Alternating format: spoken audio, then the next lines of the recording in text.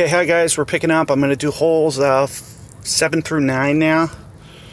Same thing as the last video. I'm just going to clear out one of these and then try to... I cannot believe how I'm not getting gold chests today. Okay, I got to back out real quick.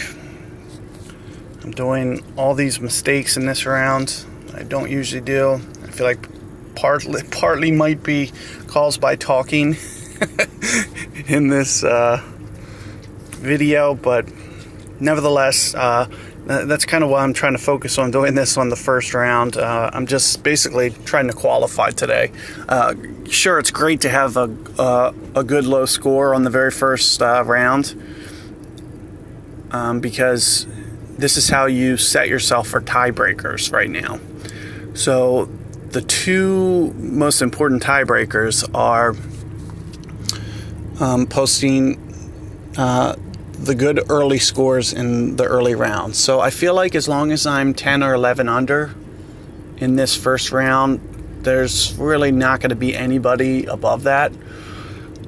And same with the next. I feel like maybe 21, 22. So if I'd go for, hypothetically speaking, let's say I post -10, and then I find it, and then, like, given these conditions, let's say I do like a -21.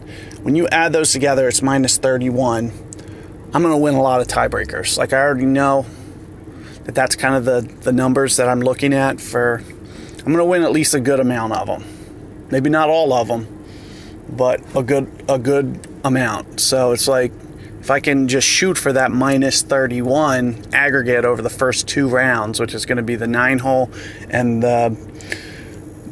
that's the way that it seems like the tiebreakers have been working. I know what it says on their thing, and I'm not sure that, it really defines stuff too well as the rules, because what I've been typically noticing is they'll aggregate them. They'll just add them together, and then that'll be the number. And then the second tiebreaker is who posted first.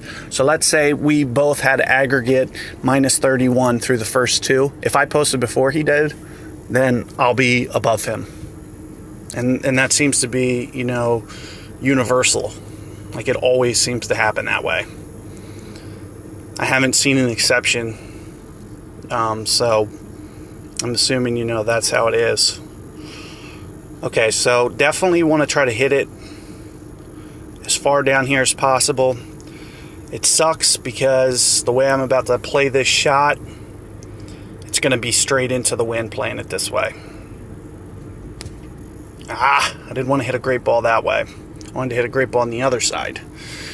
But nevertheless, I think I'm going to be okay. I think. Okay, I'm good. Okay, so you definitely want to, especially, into the wind, you want to get this as far down as possible. I got probably 50 yards on this guy, which is really helping my cause, but he has a better angle than I am.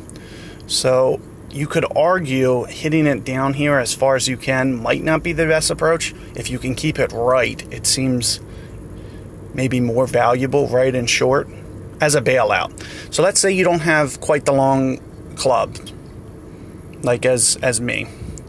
The way you might want to play it is hit it to the very end of end of where the dog leg is, where it's about to turn right, and then try to favor that right side as much as possible. That way, you can shoot this gap over here. See, I'm not gonna. For me, it's not gonna be. It's gonna be a moot. But if you can, it's gonna be a lot easier if if you're over here. It's gonna be a lot easier to go up this way and still go to the hole, as opposed to where I am.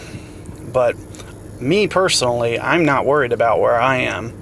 I should still be able to pull this shot off. I'm going to do it with, side and backspin. Try to land it somewhere over here. I'm going to do it with a lot of curl. I'm going to do it off the left of my bullseye to just over accentuate that.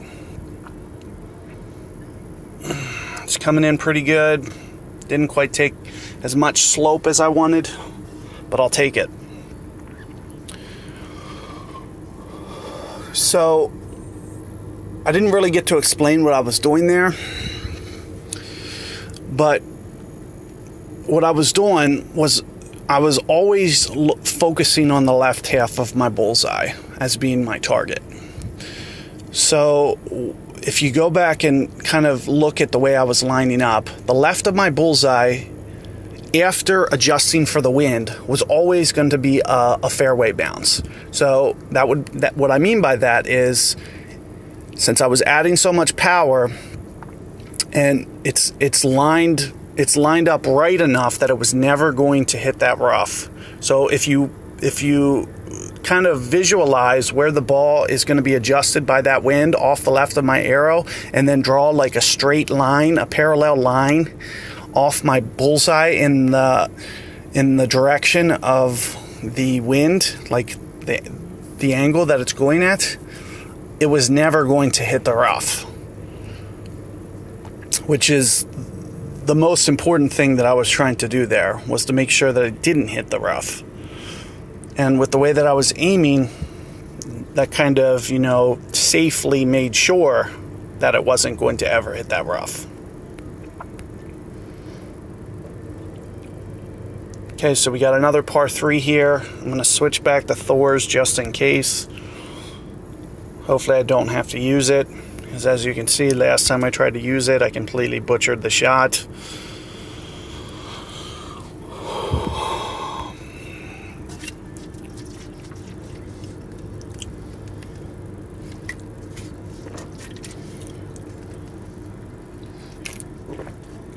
And one of the reasons that hole was, I was able to play that hole with ease. And as you could see, I wasn't intimidated to go beyond full ball there. So you could argue another way to play that, which is the way that a lot of guys will play it, is to only hit 100% ball and then have to play it farther down the right, curl it in more. And curling it in more than I just did is kind of risky. So you should really have Sniper in your bag, I feel, or Guardian, maybe. Of course, if you have a Cataclysm 6, it's almost a no-brainer. I feel like these guys that are playing Sniper, they're really at a disadvantage to Cataclysm 6. Essentially across the board. The only thing they have on me is accuracy. That's it. But as long as I can, keep it somewhat reasonable. Of course, they have that extra ball trail, but I'm not expecting on huge wins like this to that even be a factor. Ball trail really isn't that important, because these guys, they're not going to be hitting, these crazy awesome shots with their Sniper for the most part.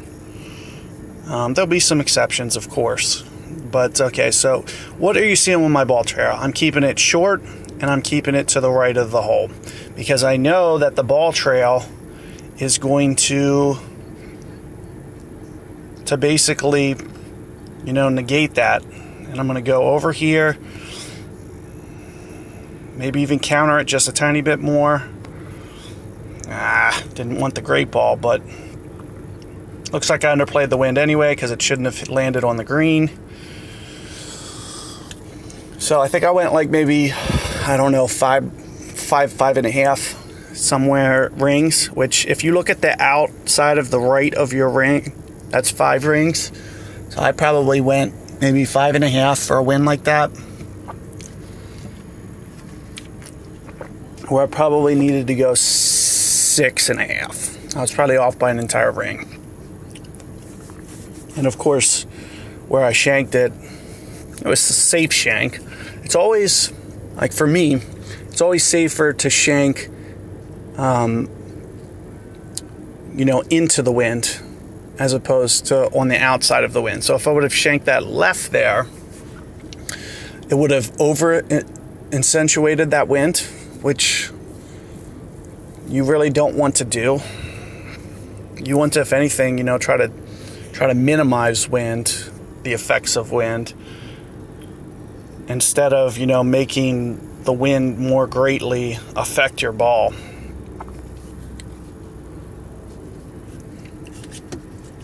So again, this is kind of case in point, of what I was talking about before, which was switching your balls out before this round. I just hit this with a Kingsmaker, and if I would have been paying attention, I would have played this with a Navigator, because I really didn't use side spin at all. It was just a waste of a Kingsmaker, which is fine, but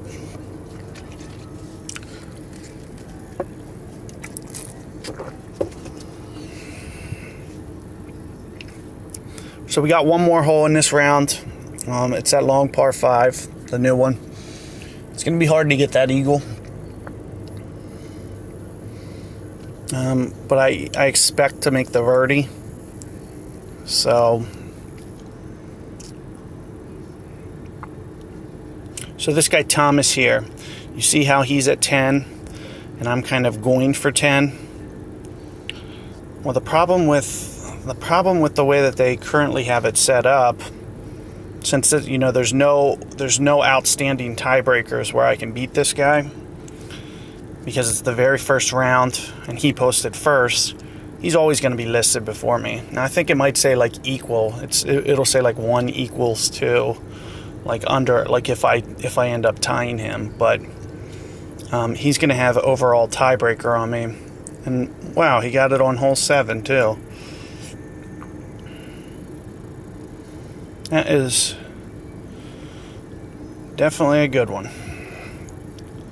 So if you look at mine, right now, that 6 par was, just stupid. Should have never happened. Easily should have had 11 under in this round, and it would have been a much better start. I'm pretty sure guys aren't going lower than minus 11 on this Master. Especially on Expert, they probably are. Like I'd feel a lot safer from on the next tee up that I could always on Expert do pretty good. And I never had problems on Expert. It's just as soon as it goes to the Master, just things kind of change a bit, because you're just not used to playing the same winds, and because everything now is over wind. Like it plays stronger because you're 20 yards farther. So the wind affects the ball more.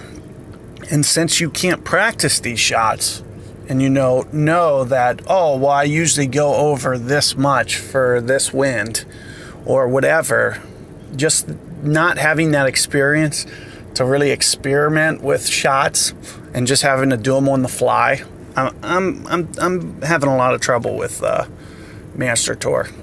I should have got, in my last one, I should have got second, didn't, and had one higher stroke, and it led me to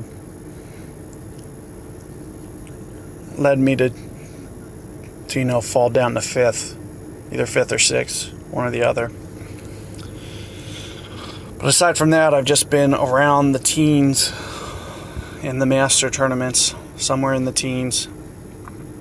Oh my God, I kept this damn Thor on. What the hell? What am I doing? This is ridiculous. And now I actually have to hit a decent shot, too. This is so annoying that I keep doing this. I shouldn't have even switched it, because I didn't even use it last hole. This is the second time I've done this and had to hit this stupid club.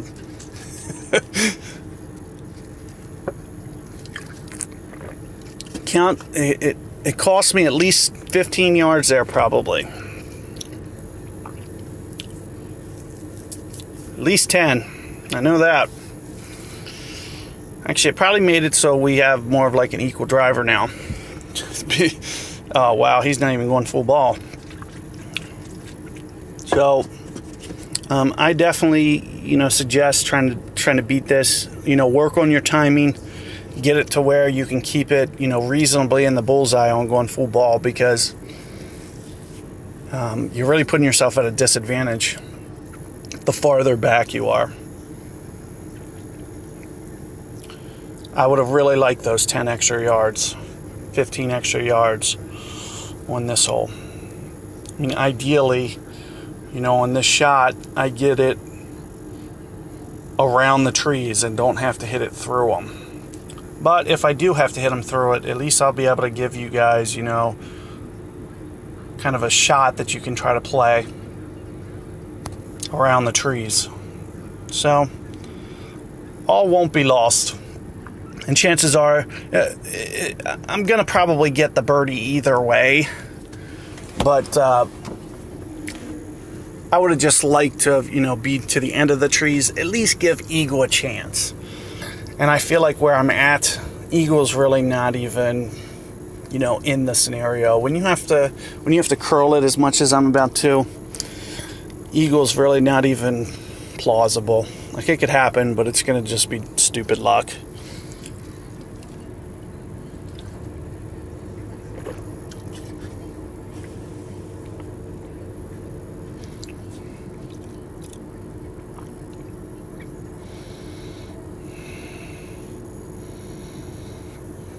Okay, so let's see what kind of wind they draw for us here.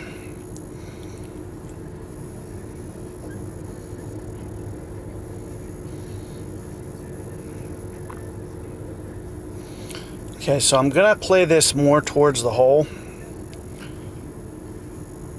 and then utilize this slope a bit.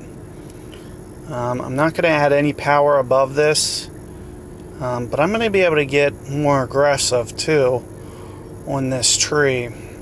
So I'm trying to visualize, okay, where 9.5 is going to be, or 9.6 down. And then on top of that, with the curl that I'm about to put on this, I'm going to try to utilize the back slope.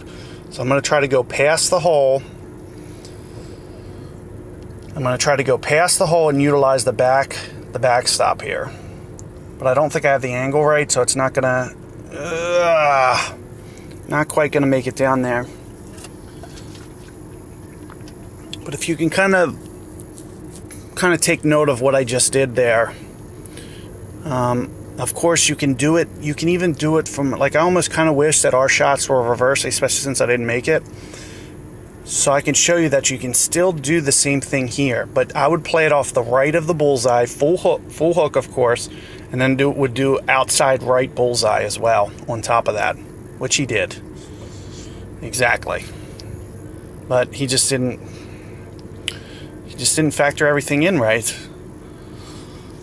I didn't see his mistake, but I wasn't exactly watching him either line up.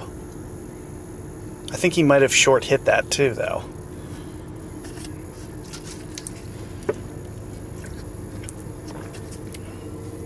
So, you know, I had no problem getting that birdie.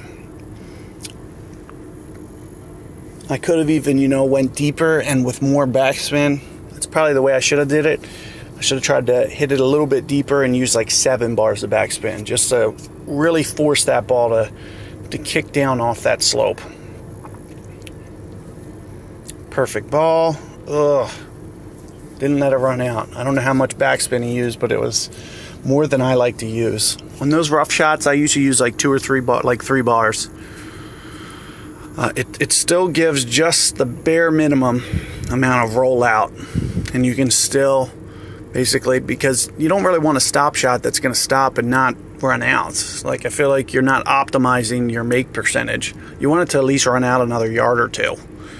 And with 3 bars, it essentially does all the time. There's other factors in that, downwind, upwind, also downslope, upslope, but for the most part, it gives you, you know, on a level lie or level, you know, green, it'll give you the optimal run out.